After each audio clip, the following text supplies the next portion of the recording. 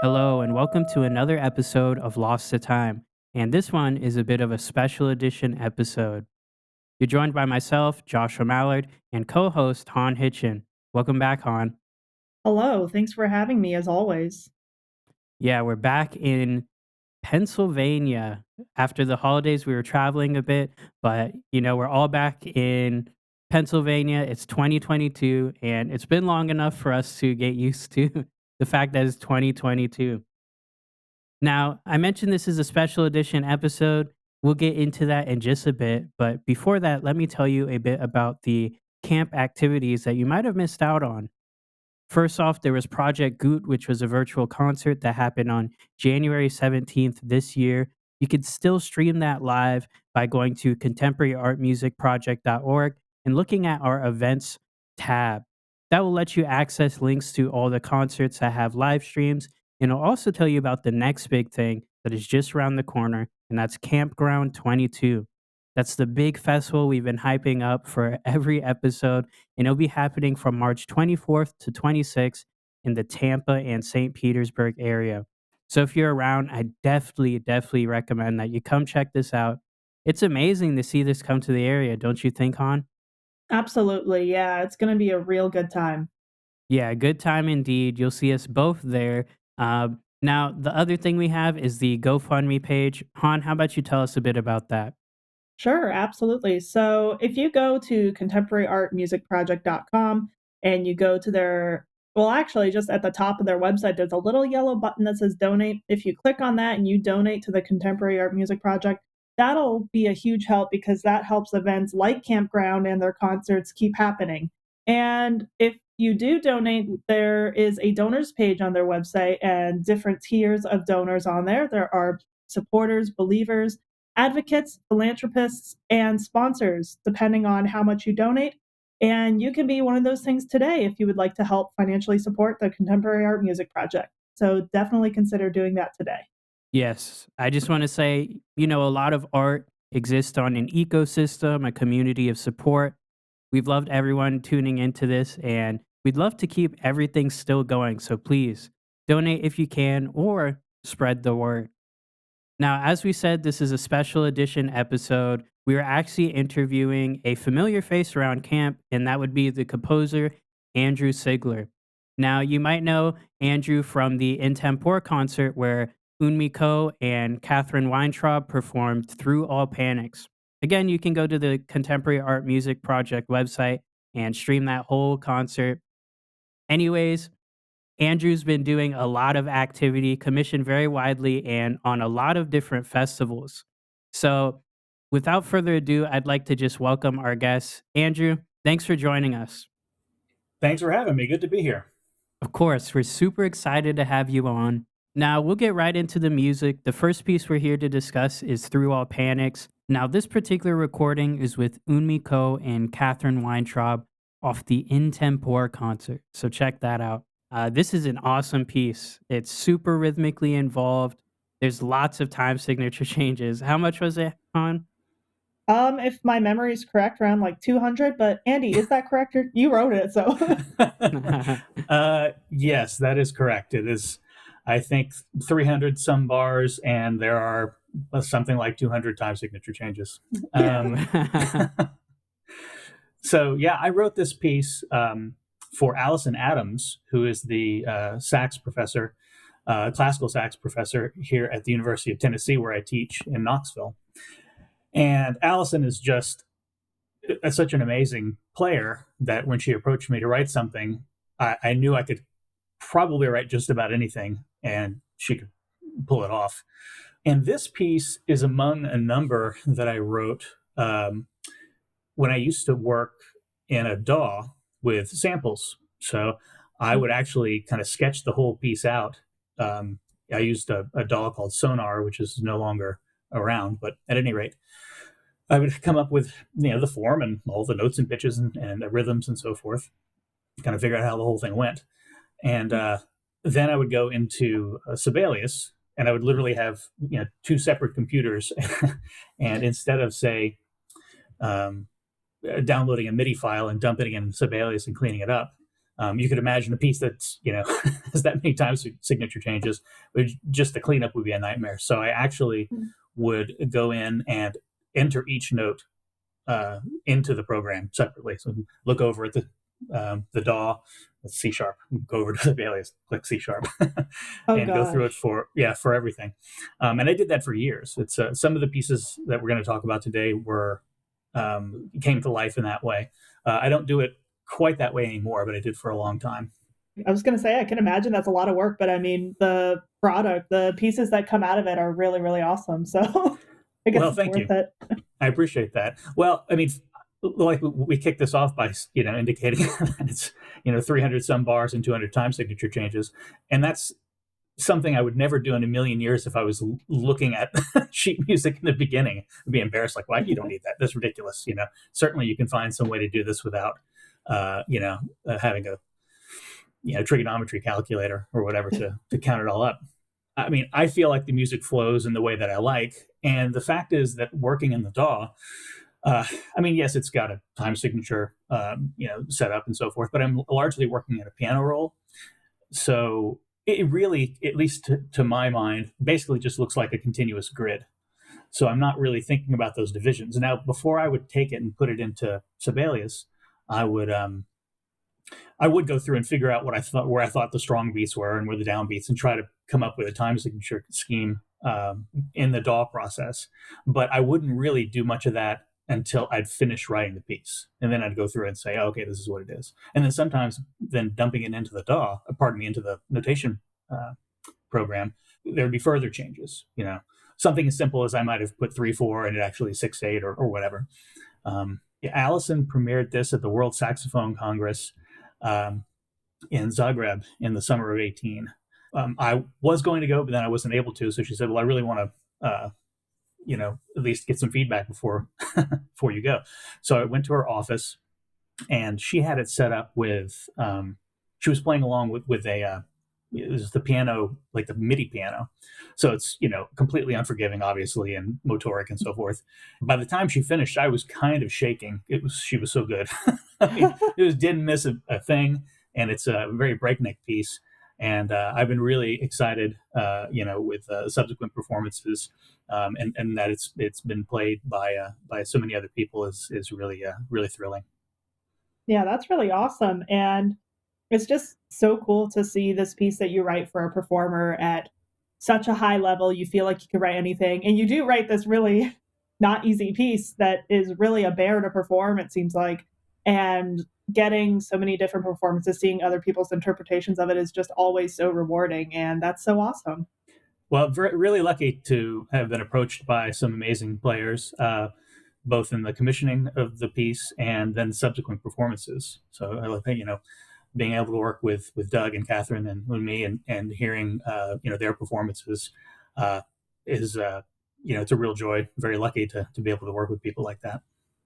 Oh, That's an yeah, they're amazing group of people. yeah, Yeah, they're all awesome. no kidding.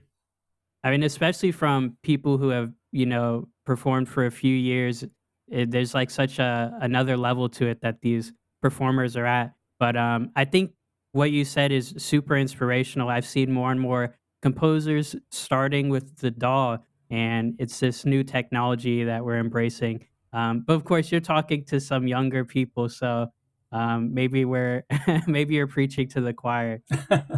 Well, I teach a course at UT called Virtual Audio Modeling that really deals with, shall we say, more conventional chamber and other concert music, but to work with sample libraries to make those models, if you will, in the DAW. The idea that they're models in the way that an architectural model it functions in a similar way, which is to say, if I want someone to build a house for me, and they show me a little model on the desk, I know this is not the house. It's a representation of what I hope the house will be. And so those virtual audio models also serve as reasonably good representations of what I hope the piece will be. And just like with building a house and actually working with real materials and on a real site, of course, when the players get the music, there are further changes and revisions and all those sort of things that happen. But using the DAW I mean, it's all just technology. So if you're going to use, there's technology that has 88 keys and pedals on the bottom. There's technology that has 6 strings and you strum it. There's technology and a piece of paper and a pencil and a cabin somewhere. All of those technologies are going to shape how you write to some degree.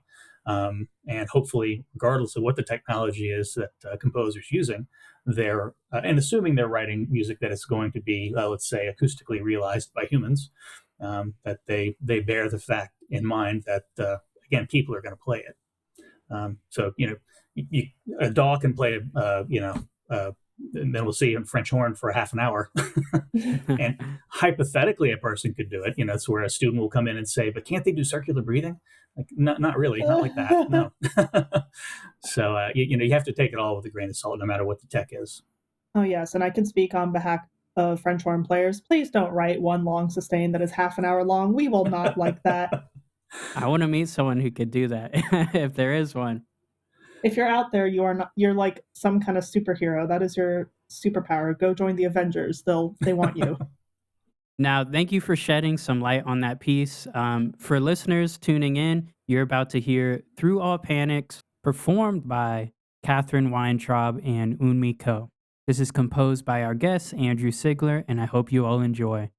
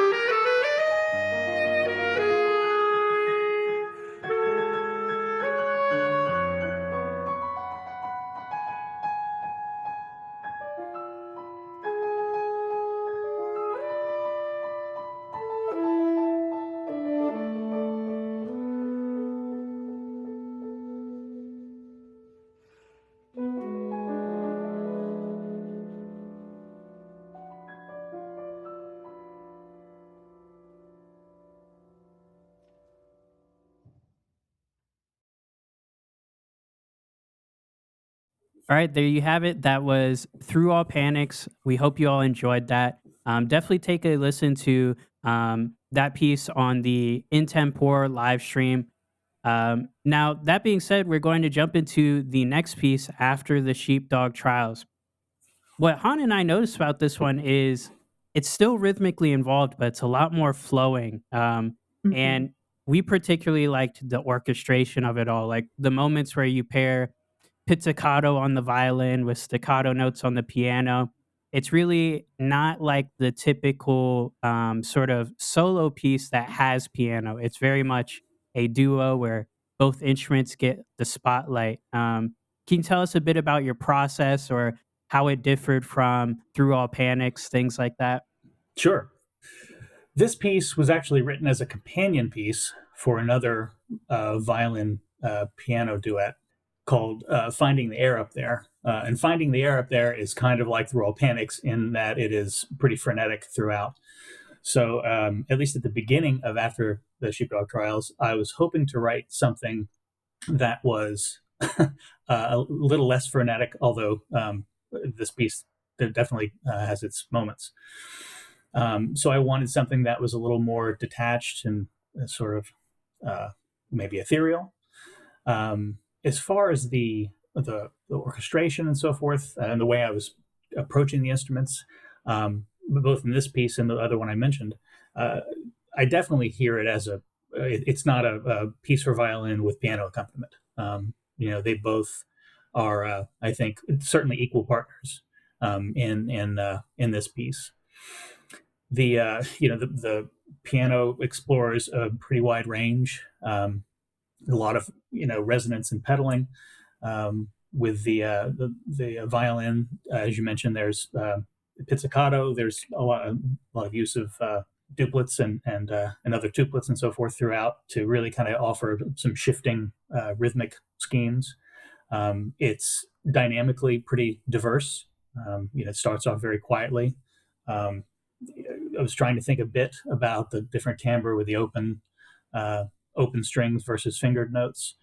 So those are some things that I was thinking about. Largely, again, having a foil for the other work, and exploring some of those timbres and qualities with this one.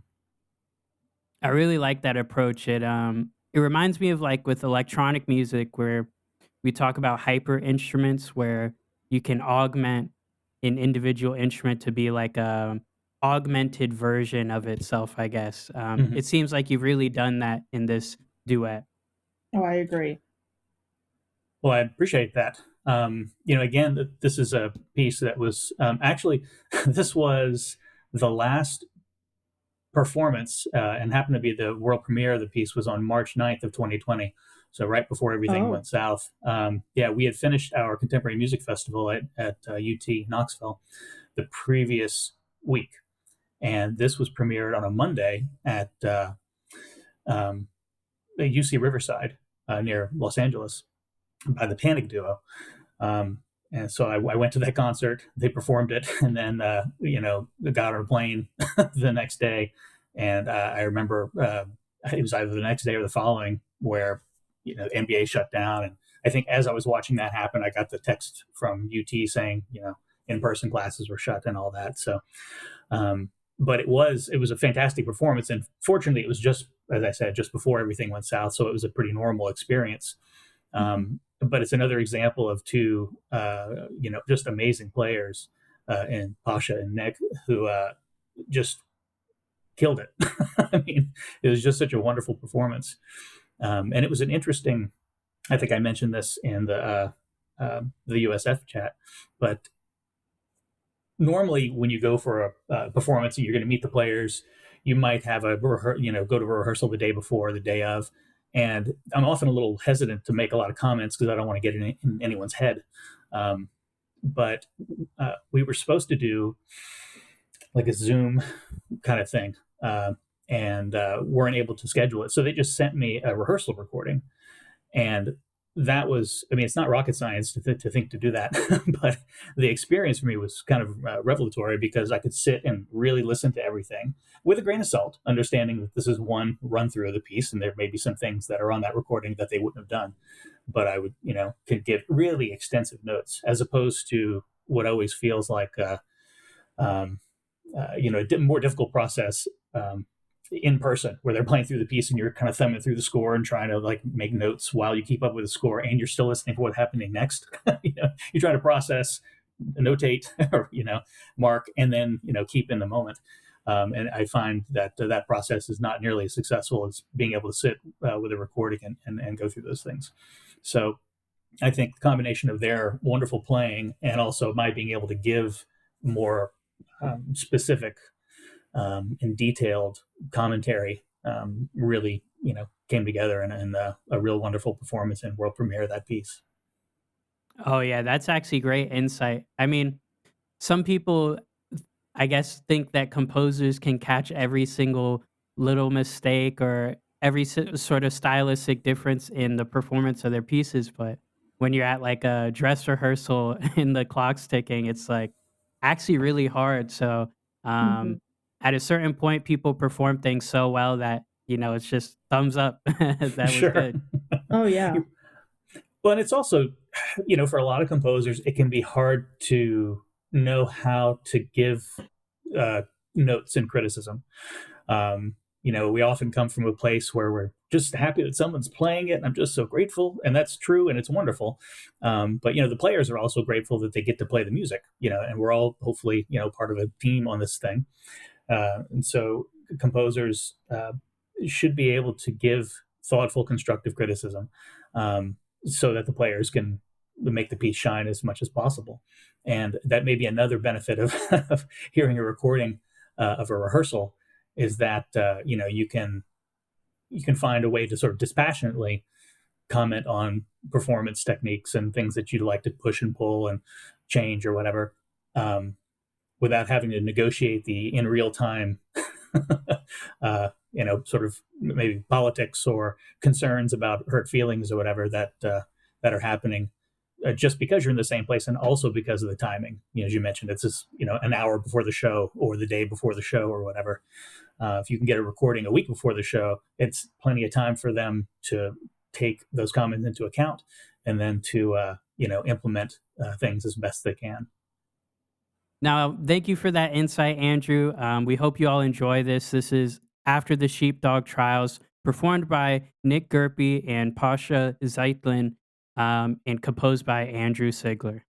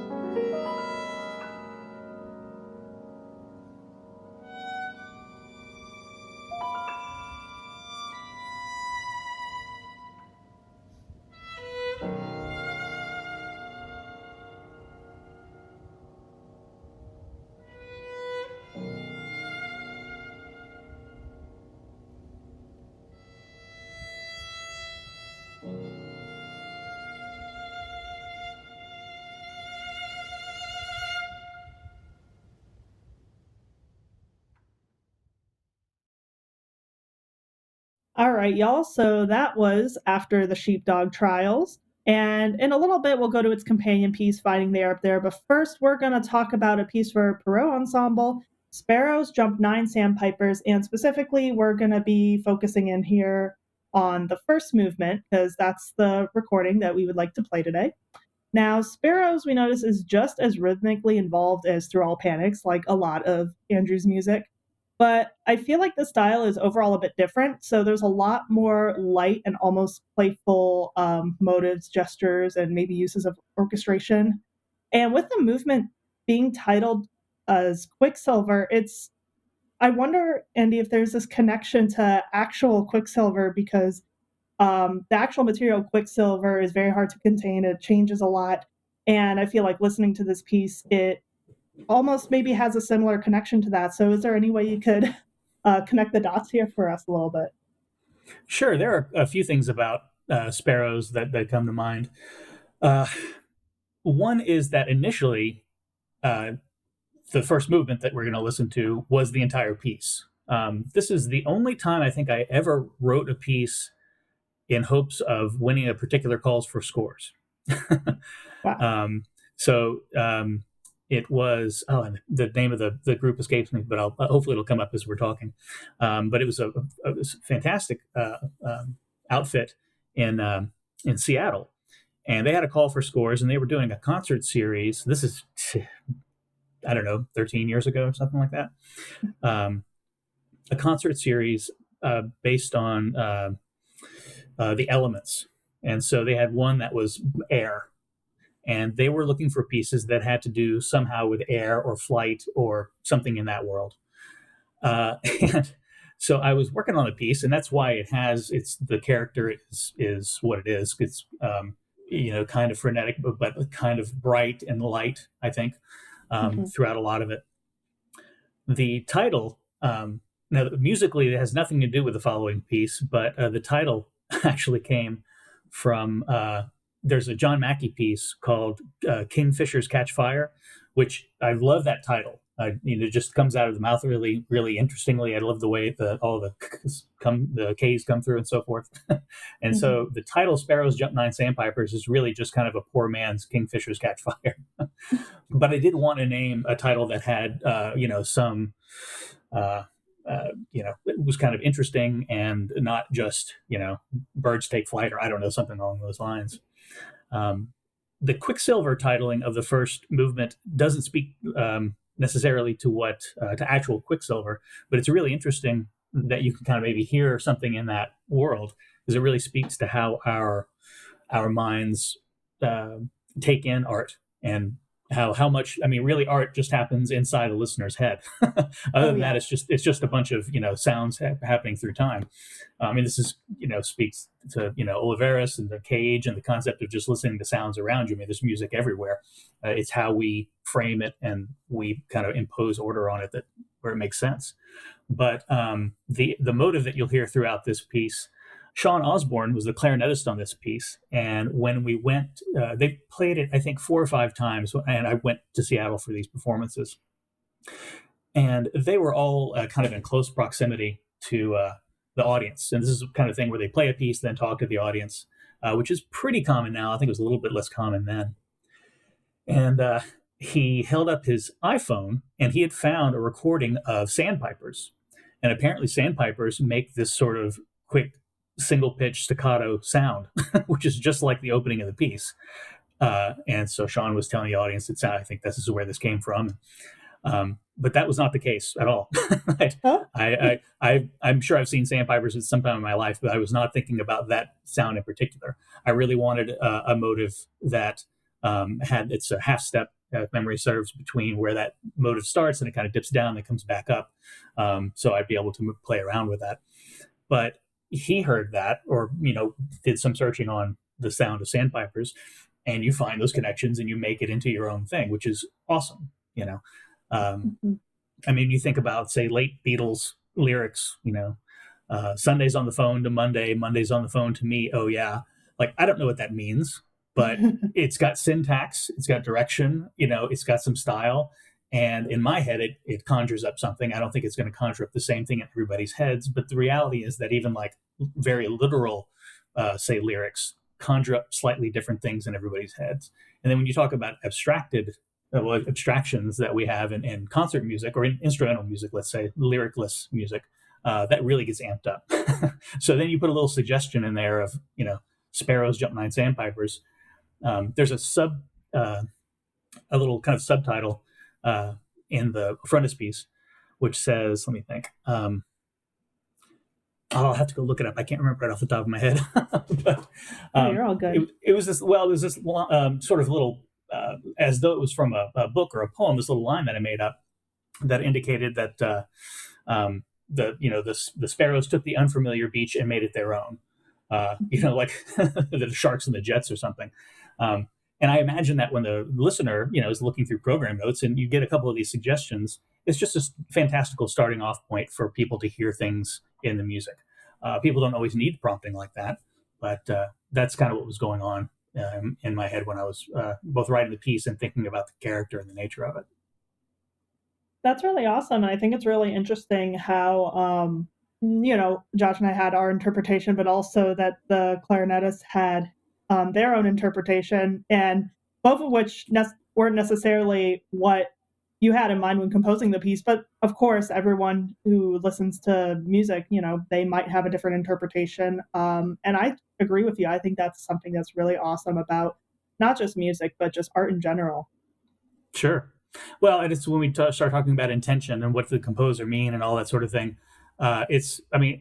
It's music is like the biggest game of telephone there ever was. You're never gonna have any idea what was necessarily going on in the beginning of it, and I don't know that it really matters. What's important again is what happens, when that music goes into somebody's head and does its thing. The quote was, "Like a street fight in the air, the sparrows took the unfamiliar beach and made it their own." That's what that line was. So that would be often in the program notes. And the group from Seattle was Simple Measures. It was a new music curatorial organization. So that was where that was premiered. And that's how Sparrows started. Once those performances occurred, I went back and wrote 2 more movements. So it's a multi-movement work. That's really cool. And just a quick, logistical question. The recording you sent us, that's by a different group, right? Oh, yes. Now, thank you. Okay. The performance that we're going to hear was at the Oregon Bach Festival in the summer of 2013. So, yes, the Oregon Bach Festival has a variety of players. That was not an established ensemble. It was made up of some professionals from New York. Pauline Kim was a violinist. Adam Marks, wonderful pianist who passed recently, unfortunately. Just a wonderful, caring guy and a beautiful player. And the other performers were festival participants. So they had both performance and composition fellows who were playing. But everyone played so wonderfully. It was a really great experience. Oh, most certainly. And to our listeners, you are about to hear this performance, and it is, as we can all attest, it is a wonderful performance of Sparrows Jump 9 Sandpipers, the first movement, Quicksilver. And this performance, all the performers are Cassie Lear on flute, Benjamin Irwin on the clarinet, Pauline Kim on the violin, Wanting Huang on the cello, Adam Marks on piano, and conducting is James Kallenbach.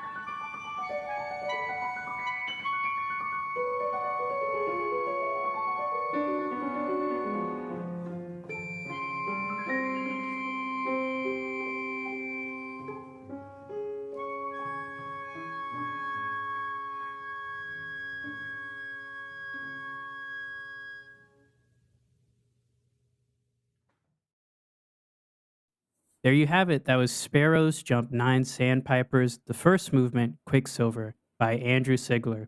In light of our earlier conversation, let us know what you thought, what you imagined in your head, and how you interpreted that piece. Now we're looking at Finding the Air Up There, which we mentioned earlier is a companion piece to After the Sheepdog Trials. Now, this is another violin and piano one performed by Kelly Leon Pierce and Mark Shapiro. What can you tell us about this piece, Andrew? Finding the Air Up There is something I wrote when I was working on my dissertation, and I didn't want to work on my dissertation. So I put that aside and started writing something else. I love that. The basic concept that I had in mind was the idea of, uh, well, broadcast TV used to go off the air and it would go to static. You'd hear the national anthem, then it'd go to static. And then, at 5 or 6 the next morning, you'd turn it back on. Stations would broadcast again. And so I would get up, especially Saturday mornings when cartoons were on. I would get up real early, and often before the cartoons even came on, turn on the TV, and there was a static there. And I wasn't necessarily sitting for long periods of time staring at a static television, but it did kind of fascinate me, the idea of all that motion within the static. After a while, it doesn't seem like motion at all. Um, and that's kind of what I think of, what I was thinking of with this piece. I mean, it's clearly, very rapid, 16th notes for the bulk of the piece. But at times, it feels almost like you're just sort of floating. So that's kind of where this piece comes from. That's super interesting. And, I think it speaks a lot to how these pieces inhabit a time and a place in the life of a composer, Mm-hmm. um, tying into your dissertation and all that. I think that's really interesting. Yeah, again, I was any kind of big project like that. You need diversions, whether it's another piece or a hobby or something, to just to give you some space from it. Um, so I got really lucky that this diversion came up. It resulted in a piece that I'm really happy with. Happy that it worked out the way it did. Well, listeners, I think you'll be happy with how it sounds. This is Finding the Air Up There, performed by Kelly Leon Pierce and Mark Shapiro, and composed by Andrew Sigler.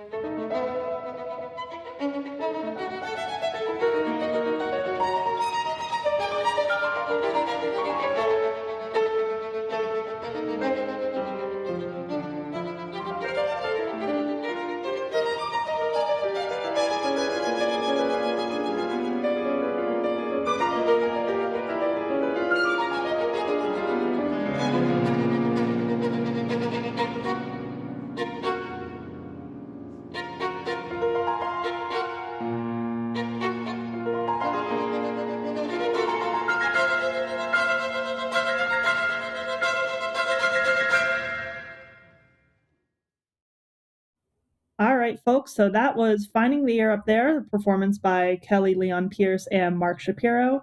And the final piece we are going to talk about by Andy is the Citizens Band. Now, this is for brass quintet and was premiered by the University of Tennessee Faculty Brass Quintet. And it's a really wonderful performance. It's a short piece, it's only about 2 minutes, but it is really interesting. And yeah, I really enjoyed listening to it. Andy, would you like to talk about this piece a little bit and maybe some inspiration for it? Sure, I can kind of give you the sort of the program note. Sure. I grew up in Southwest Louisiana, and when we were kids, my grandparents would drive down from Connecticut in a van customized by my grandfather. Consumer communications technology at the time was limited primarily to home phone landlines, but there were those, like my grandfather, who chose to augment their cross-country travel with the original mobile phone, the CB radio, which is where Citizens Band gets its name. So in Citizens Band, each player vies for attention, and their overlapping interjections lead to a kind of collective silences. These breaks between gestures were called the break called for by CB operators, hoping to signal availability of the channel. And the eventual tootie speaks to the communications shared in those original chat rooms of the open American road. This was written for Alex Van Duren and the University of Tennessee Brass Quintet. Gotcha. Yeah. So that's really interesting. And I think it's cool that you take this concept of not necessarily like changing technology, but you are taking technology that your grandfather used and kind of I don't want to say reinvented because it seems like, as you mentioned, this is something that quite a few people would do with their radios, but I think it's really interesting that you took that concept and applied it to this brass quintet. And I could definitely hear the different instruments, trying to get the attention. And then, what you described, I can hear it in the piece. Yeah. That's great. One other interesting thing about this one was when I went in for not the first rehearsal, but the first rehearsal I attended, Alex Lappins, who's the tuba player, after they maybe made a run of it, which sounded great, asked what I've been asked since, and probably will never be asked for again, but asked if they could play it faster. And I said, sure. Why? And he said, well, and I don't remember what the tempo was, but he said, well, right now the tempo, and there's lots of sixteenths, the tempo is kind of right between where we're comfortable double tonguing and triple tonguing. And if we can move up, whatever it was, 10 beats a minute or something like that, we'll all be comfortably in triple tonguing and it'll flow better. I said, well, sure, go for it. And so they started playing it at this slightly modified tempo. And I mean, it was kind of a revelation. I mean, it's the kind of thing that, like we take orchestration and you write for years and you know how the instruments work and ranges and idiomatic things and so forth. But something like that just never would have occurred to me. So that was, again, the fact that anyone asked to play any of my music faster was exciting enough. But that I got that tidbit from that experience was also really interesting. Yeah, that's really awesome. I think the best thing when you're rehearsing with a performer it's just so surprising because sometimes you'll write something, you'll think it's difficult, and you'll be like, oh, I hope I'm not making it too fast for them, too difficult. And then the performer turns around and say, actually, it would be better for me to play this faster. Can I play it faster? And you're just like, yes. I love that moment. I'm so happy you got that. So we're now going to listen to the final piece of Andrew's today, Citizens Band. And this performance is by the University of Tennessee Faculty Brass Quintet. with Kathy Leach and Elise Armstrong on trumpets, Katie Johnson on horn, Alex Van Duren on trombone, and Alexander Lapins on tuba.